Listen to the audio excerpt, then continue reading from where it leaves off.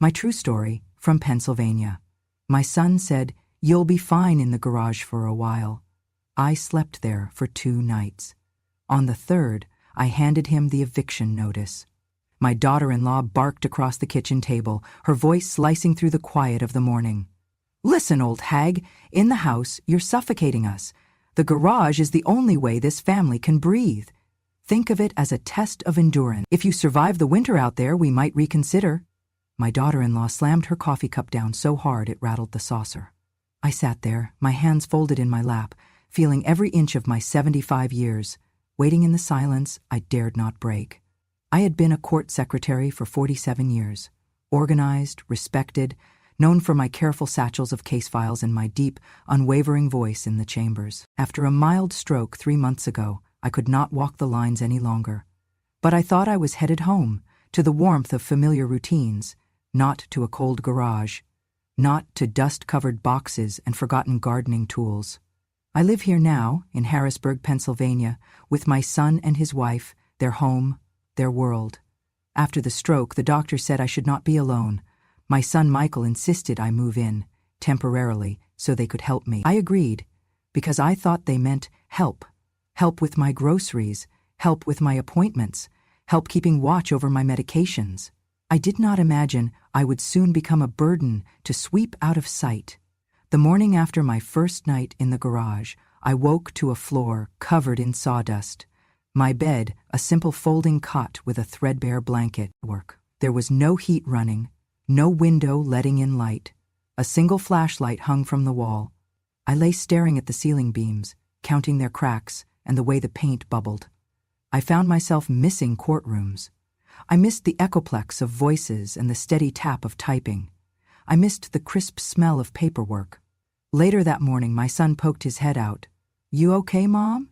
he asked, half concerned, half unwilling. He wore sweats rumpled, just like his wife. I nodded. My voice felt like ash in my throat. He sighed. "We'll get you a space heater soon. Just need to check the breaker, okay?" "Okay," I managed. When he shut the door, I heard his wife's whisper, "If she freezes to death, we don't have to deal with power of attorney or property transfers." And then her voice rose, "It is better than dealing with this every single day."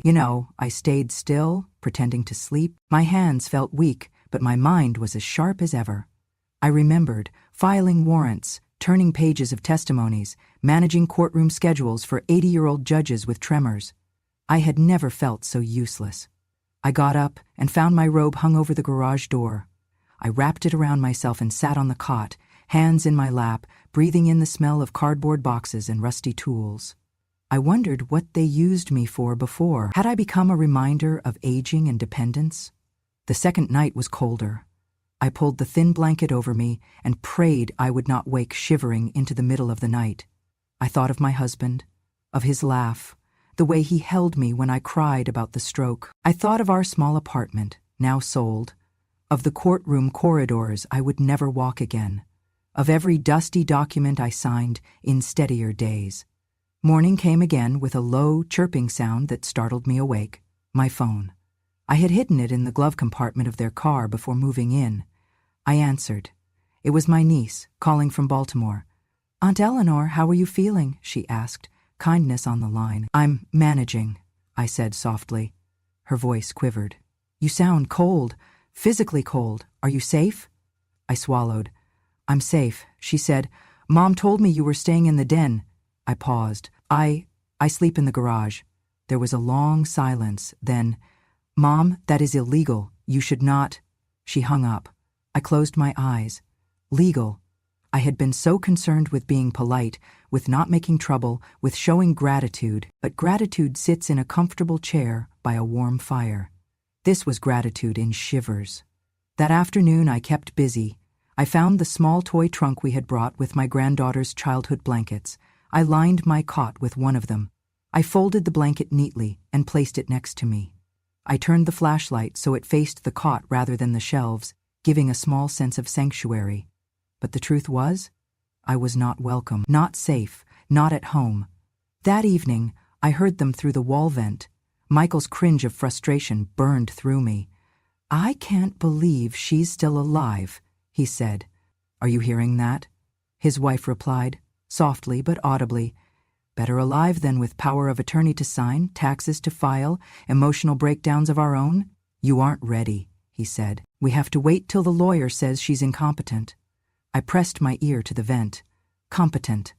That word, they were preparing paperwork while I lay freezing because they had the money and they wanted control. I curled onto my side, eyes closed, tears pooling in the shadows. This wasn't grace. It was judgment. This wasn't family. It was a cold calculation. I prayed that night to not freeze. I prayed my mind would remain intact. I prayed that somewhere someone would see what was happening. I remembered my days at the courthouse, the clack of gavel, the rustle of legal briefs, the authority in my hands. I still had words. I still had clarity. I still had enough to act. Those 2 nights in the garage were a trial of endurance. They wanted silence. They thought I would disappear behind dust and shadows. But I learned something vital. Survival doesn't mean you have to stay silent, and endurance doesn't have to be compliance.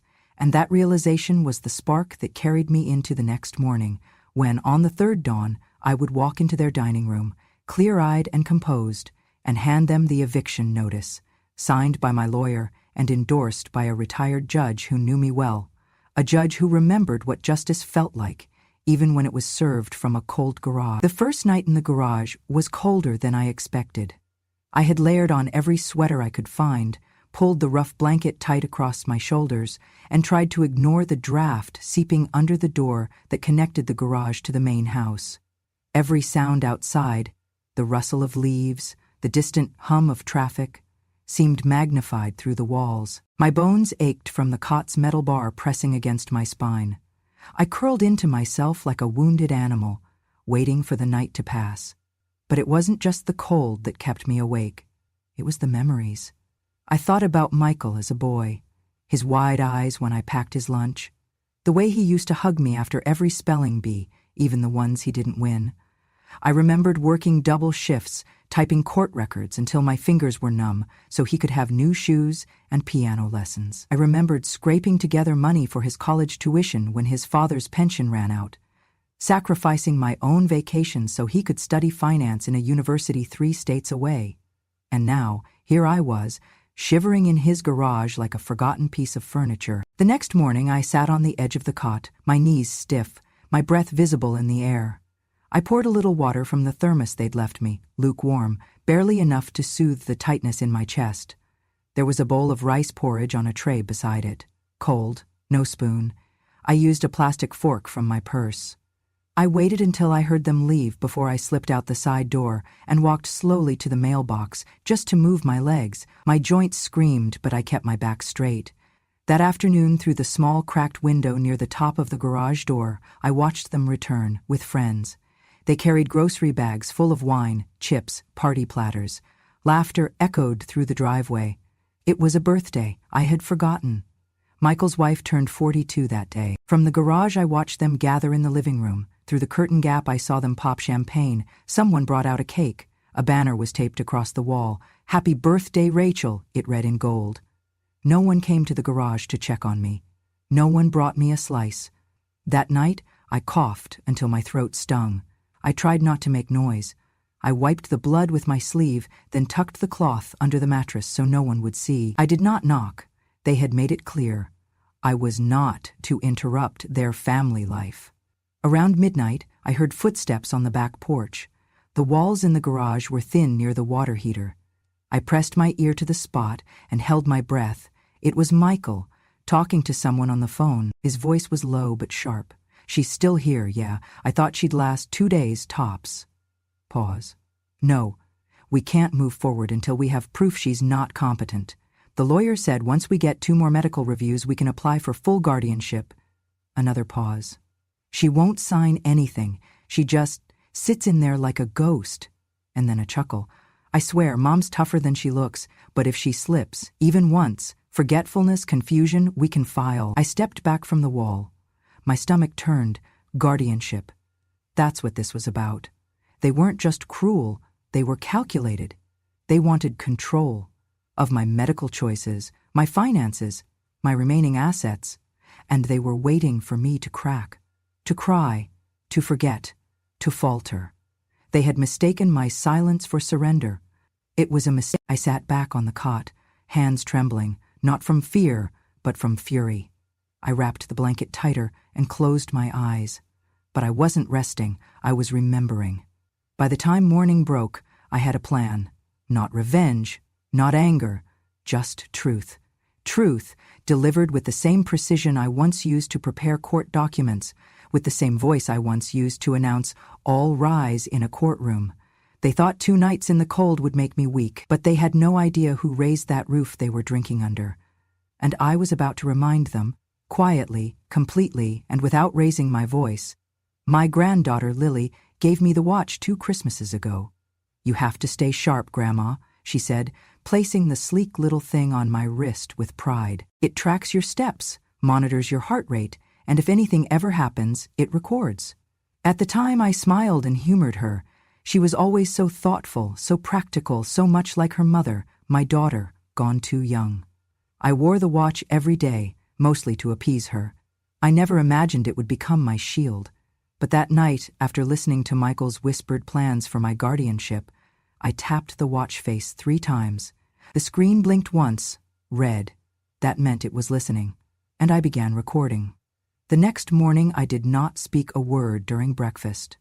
Not that anyone offered me anything, but I passed Michael in the hallway while he refilled his coffee, and I smiled at him like nothing had happened. I went back to the garage, closed the door. Later, that afternoon, they had guests again. This time, Michael's college friend Sam was visiting, a loud, boisterous man with opinions as big as his belt buckle. I heard their conversation from the kitchen, just a few feet beyond the garage wall. "She still out there?" Sam asked, laughing. Michael's voice was low. "Yeah, in the garage." "No way, that's cold-blooded, man." "She'll be fine," Michael said, then added with a chuckle. "That house has been ours since we got married, just missing the paperwork." Rachel chimed in. "Garage is the only place she can die and not inconvenience anyone." They all laughed. I pressed the watch again. Another blink. Another file saved. I recorded it all, their laughter, their words, the sheer cruelty disguised as casual conversation. That night, I reviewed the files. The audio was clean, crisp, every word pronounced. The kind of evidence I used to help file formal reports, the kind of testimony judges leaned forward to hear. I opened the garage's hidden Wi-Fi network. Michael thought he'd shut down access, but he didn't know the second line I had installed during the renovation I paid for 5 years ago. I used my old tablet, still tucked inside my suitcase, to transfer the audio and video clips. And then I sent them. To my lawyer. To someone I had not spoken to in nearly a decade. Her name was Frances. We had worked side by side for over 20 years. She was once the lead clerk in the family court division, known for her encyclopedic memory and zero tolerance for abuse. When I retired, she brought me a yellow rose and said, "If you ever need me, truly need me, you call." That night, I called. Frances answered on the first ring. "I was wondering when you'd finally stop being polite," she said. "I have something," I replied. "I figured you would." I emailed her the files. 5 minutes later, she texted, "Got them, you're not alone. Sit tight, this is going to move fast." And just like that, the temperature in the garage felt a little less bitter, because Justice had heard me, and it was getting dressed. I waited until the house was asleep. It was past midnight when I slipped my coat over my shoulders and sat near the garage's side door, the one that gave me just enough signal to make a call. I held the phone close to my chest as it rang. My hands trembled, not from fear, but from the weight of what I was about to do. When he answered, his voice was exactly as I remembered it, measured, steady, low. "Eleanor?" he said. "Yes, Judge Benton," I replied. "I hope I didn't wake you." "I've been waiting for this call for years." He meant it. I could hear it in the sigh that followed. "Tell me what happened." I told him everything. Quietly, slowly, without dramatics. Just the facts, like I had done 1,000 times in his courtroom. The garage, the freezing nights, the conversations I had recorded, the plan for guardianship, their voices calling me a burden, their laughter over my death. "I have the files," I said. "Audio, video, dates, faces, you will hear everything." There was a pause, then he said, "I told you once, if you were ever betrayed, you call me first." "I remember," I whispered. And I told you why, he continued, because no one remembers the sharpest woman in the room until it's her word against theirs, and when it is, they lose. My throat tightened. Can you help me? I'm a retired judge, he said, but I still have friends. Good ones, and I know which doors to knock on. That night we built a plan, layer by layer, like the legal strategies we use to prepare for cases with no mercy and high stakes. He connected me with a clerk who worked for the Court of Common Pleas. By 3:00 IE, I had submitted the petition through a secure channel. Francis, my lawyer, had already drafted it. We filed for a temporary restraining order against Michael and Rachel, citing elder abuse, financial coercion, and unlawful living conditions. We included a motion for asset freeze, citing the danger of immediate misappropriation. I didn't sleep that night. I didn't lie down. I sat on the edge of my cot, my robe pulled tight, my eyes fixed on the shadows dancing across the garage wall. At 7:13 a.m., my phone buzzed. Order granted. Emergency injunction approved. Enforcement within 12 hours. 12 hours. That was all I needed. By 9:00 a.m., Francis had already contacted a court-appointed officer and local law enforcement. My name was cleared from dependent status in any medical evaluation Michael had submitted. A forensic auditor was assigned to review the financial activity on my accounts.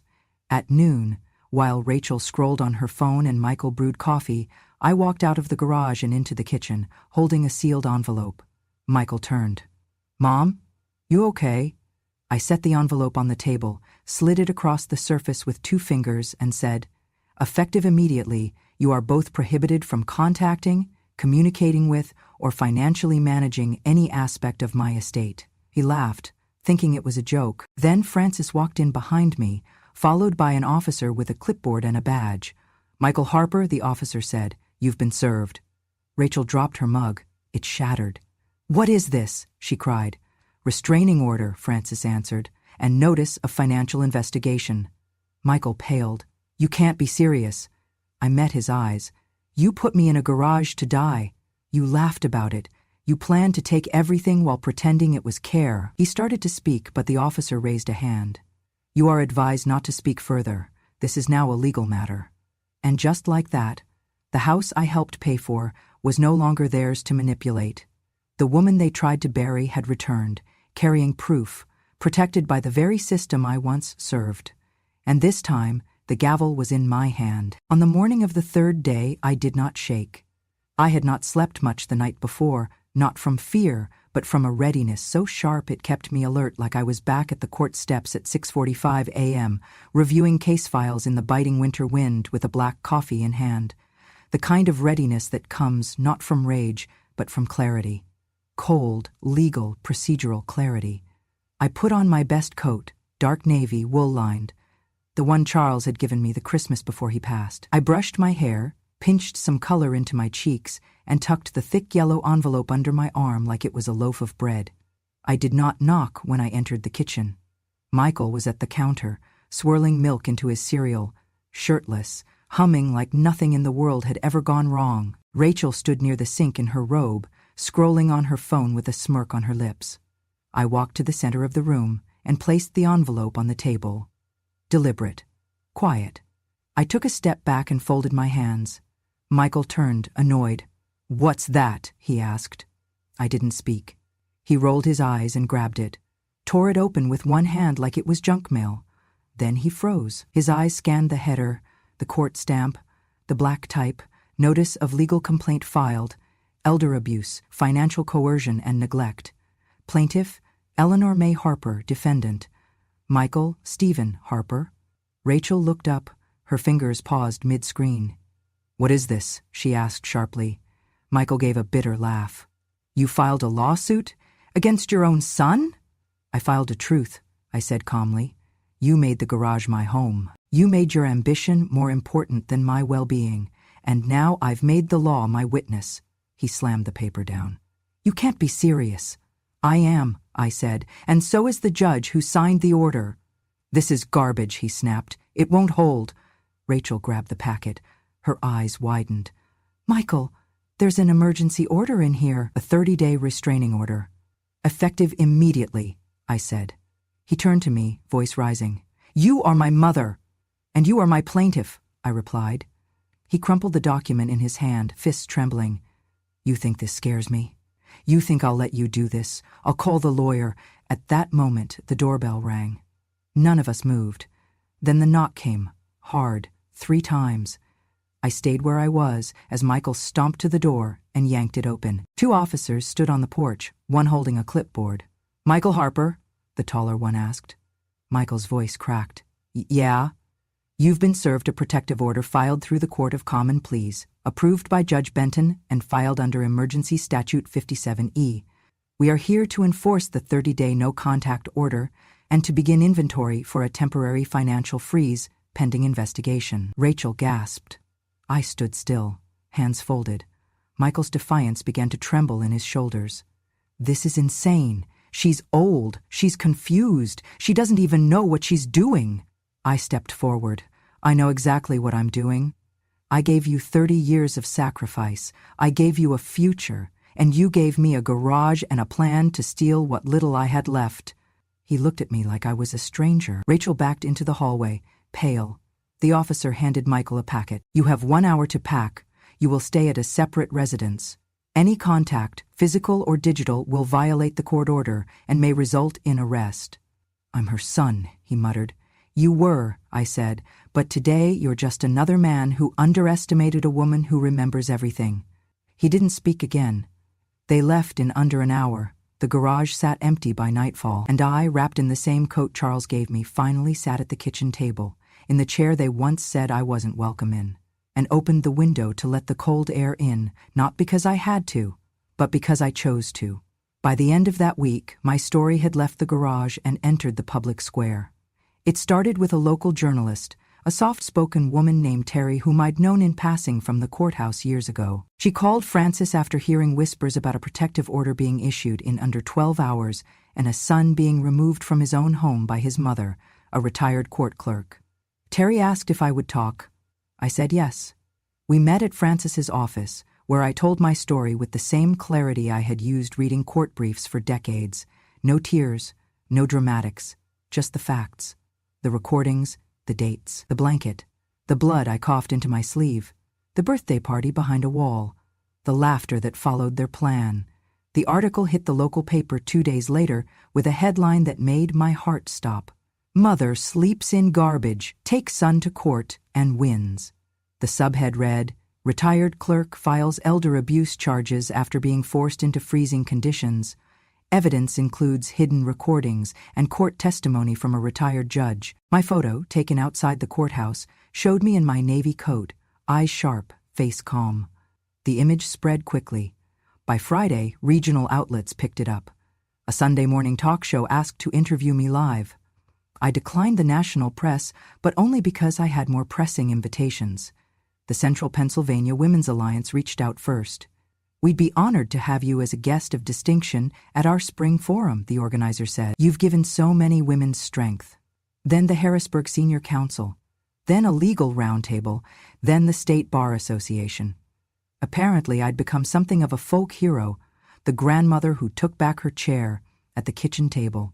But what moved me most wasn't the titles or panels. It was the handwritten letters. They came by the dozens. One from a woman in Pittsburgh who had spent 6 months sleeping in her basement while her son's wife told people she was traveling. One from a woman in Ohio who thanked me for reminding her that being quiet doesn't mean being helpless. I sat at my desk each evening, replying to as many as I could. It became a ritual. Tea, music, and writing back to the women who, like me, had waited too long to speak. Meanwhile, back in Harrisburg, things unraveled for Michael and Rachel faster than even Francis predicted. The church they attended held a private meeting after reading the local news and receiving a wave of concerned calls. Michael, once the chairman of their community board, was quietly removed from his leadership position. He violated the moral trust we expect of our stewards, their pastor later told me. But the real blow came the following week. An investigator assigned by the state's Department of Aging launched a full review of my case, including the recordings I submitted. As part of the inquiry, Rachel's parental capacity was evaluated, especially after the quote she gave during that recorded conversation, The garage is the only place she can die and not inconvenience anyone. That line appeared in nearly every news story. She argued it was taken out of context, but context didn't save her. The court issued a temporary suspension of her custodial rights to her daughter, my granddaughter. The child was placed with Rachel's sister, pending further evaluation.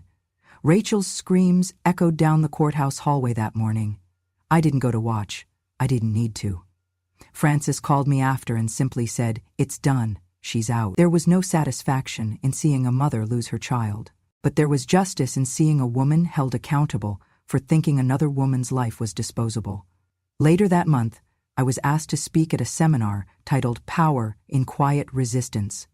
I stood at the podium facing an audience of women, some young, some gray-haired, all leaning forward like every word mattered. I began, "I am not loud. I was never the loud one. I took notes. I scheduled hearings. I organized the truth into neat folders and handed it to men who got the credit. But I never forgot how to speak. I just waited for when it mattered. They put me in a garage and called it generosity, but I recorded their cruelty and I gave it to justice. Not for revenge, but because someday another woman might be in a garage with no coat, and I want her to know she is not alone." The crowd rose to their feet. I did not smile wide. I just bowed my head, grateful, grounded, and when I returned home that night, to the little apartment Angela helped me rent, I looked around at the simple walls, the working heater, the soft chair near the window. No velvet, no granite counters, no glitter. Just peace. And power. The kind that does not scream, the kind that never forgets. I now live in a second-floor apartment in a quiet neighborhood on the edge of Mechanicsburg, just 20 minutes from the courthouse I once served, and a world away from the garage I was left to freeze in. It is not grand, just 2 rooms, a small kitchen, a cozy chair by the window, but it is mine, and I did not find it alone. Angela, my granddaughter's daughter, my sharpest thread to hope, found this place for me. She was the one who drove me here the day after the protective order was in force. She brought my suitcase, unpacked my clothes, arranged my few keepsakes on the bookshelf. She brewed my tea before I asked. She was the one who called me Grandma again, without hesitation, as if my title had never been tarnished. "You're safe now," she told me, and for the first time in months, I believed her. Angela comes by 3 nights a week after her nursing shifts. We make soup, we play dominoes, and sometimes we sit in silence. I love that silence. It does not bruise, it heals.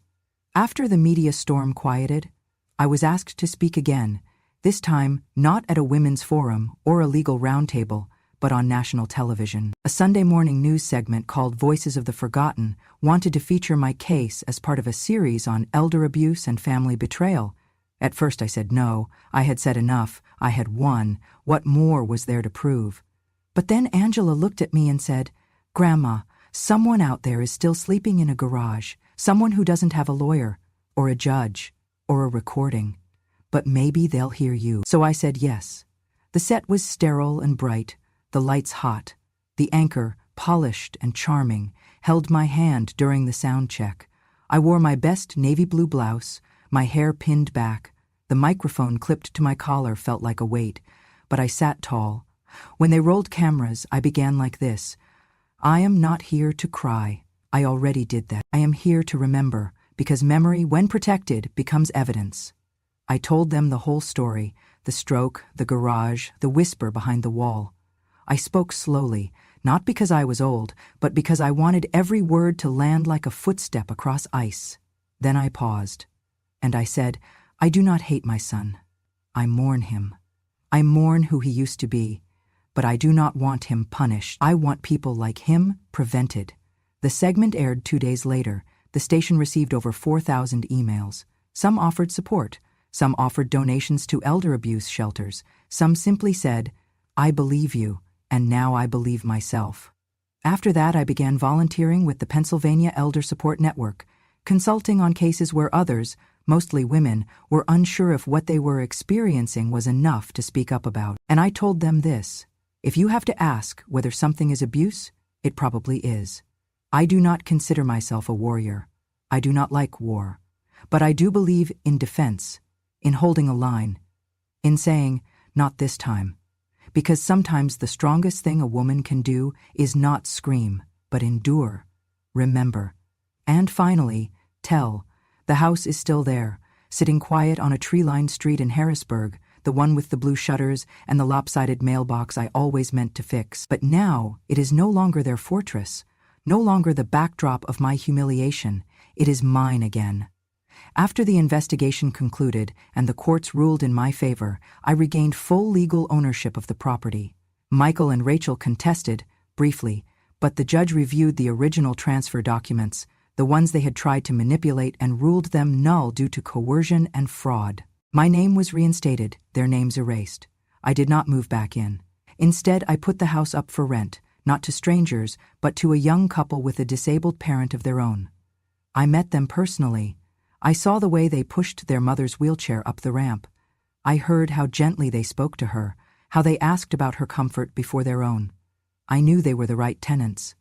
Every dollar of rent goes into a fund I created, Justice in Silence. It is not a large organization, yet, but its mission is simple: to provide emergency legal and emotional support for elderly individuals experiencing quiet abuse from their own families. Not the kind that leaves bruises, the kind that leaves someone sleeping in a garage with no one to notice. I work with lawyers, social workers, and volunteers. We take calls, we offer consultations. We listen to stories that sound like mine, and we tell those women, those men, you are not alone. And no, you are not crazy. To launch the foundation, we recorded a short video. They brought a camera crew to my apartment, set up a single light, a microphone, and asked me to speak freely. I looked straight into the lens and said, they thought I was just a little old woman who didn't understand what was happening. But I do. I understand contracts, I understand silence, I understand the law, because I wrote it, filed it, enforced it for 47 years. They thought they could leave me in a garage, but I turned that cold into evidence. I used to be a mother who cooked dinner and folded laundry. Now I am a woman who issues consequences. Justice doesn't always roar. Sometimes it whispers. Sometimes it watches. And when the time is right, it stands up. The video now plays on our foundation's homepage. It has been viewed over 500,000 times. I still live simply. My days are quiet. But now, when I sit by the window with my tea and hear the laughter from the street below, I smile. Because this isn't the story of how I was mistreated, it is the story of how I remembered who I was, and became the judge of my own ending. After everything, after the restraining orders, the interviews, the foundation launches, I began writing letters, not to lawyers, not to reporters, to them, to Michael, to Rachel, and most of all, to my granddaughter. I had no illusions. I did not write out of sentiment. I wrote because there were things that needed to be said, clearly, calmly, permanently. The letter to Michael was 3 pages long, typed, signed, delivered by certified mail. I began it simply. You stopped calling me Mom long before the garage. I reminded him of the summer I worked overtime to buy his first suit for debate team, of how I learned to drive again at age 60, just to take him to his college interviews when his father was in the hospital. I reminded him that I never once asked him for repayment, only for respect. Then I wrote, when you placed me in the garage, you did not just fail as a son. You failed as a man entrusted with memory. You forgot who held your fevered body through nights of croup and despair, and that forgetting, more than the cruelty, is what condemned you. I ended the letter, without hate, but without forgiveness. You may repair your life, but not through my silence. You lost the right to that. The letter to Rachel was shorter. You laughed about where I might die. I hope you remember that sound every time your daughter asks where her grandmother went. No more, no less. The hardest letter to write was to my granddaughter. She was only 12 when it happened, young enough to be shielded, old enough to notice things not spoken. She had slipped a folded card under the garage door the second night. I still have it. I'm sorry if I was mean. I love you. Maddie. I did not answer then. But now, from my little desk by the window, I wrote, Maddie, you did nothing wrong. The silence between us was not your fault. Sometimes adults hide their shame by calling it protection. But you are old enough to know that loving someone means asking questions, and I hope one day, when you are ready, you'll ask me everything. I will tell you the truth, and I will never make you feel small for seeking it. I signed it simply, with love, always and unshakably, Grandma. I mailed it. I do not know if it will be answered, but I needed her to know I had not disappeared. I had reclaimed my name, my space, my story, and most of all, my voice. That is what justice in silence is really about, not punishment, but presence. Not revenge, but the restoration of truth, page by page, word by word, until even the women in garages are remembered by name, and no one ever dares to forget us again.